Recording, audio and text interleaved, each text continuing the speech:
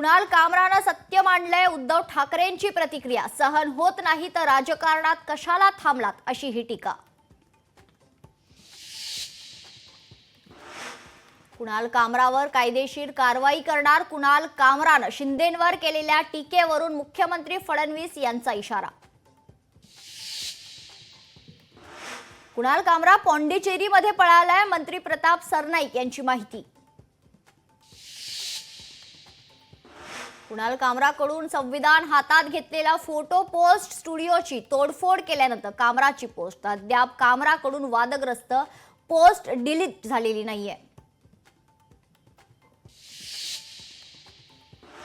संजय राऊत आणि कॉमेडियन कुणाल कामरा यांच्या भेटीचा जुना फोटो समोर. कुणाल कामरा आणि संजय राऊत यांची जुनी मैत्री.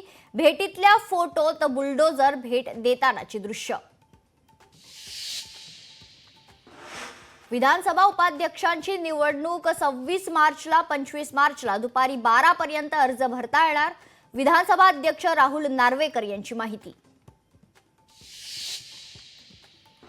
कोल्हापूर शहराच्या हद्दवाढी संदर्भात आज बैठक. उपमुख्यमंत्री शिंदेंच्या उपस्थितीत मंत्रालयात होणार चर्चा. मुंबई उच्च न्यायालयाबाहेर खरतर काळ्या जादूचे प्रयोग केल्याची शंका. नारळ, काळी बाहुली, लिंबू, सुपाऱ्या ठेवल्याचं समोर. नागपूर हिंसाचारातील आरोपी फहीम खानच्या घरावर नागपूर महानगरपालिकेची कारवाई. अनधिकृत बांधकाम केल्यानं महानगरपालिकेनं खरतर नोटीस दिली होती.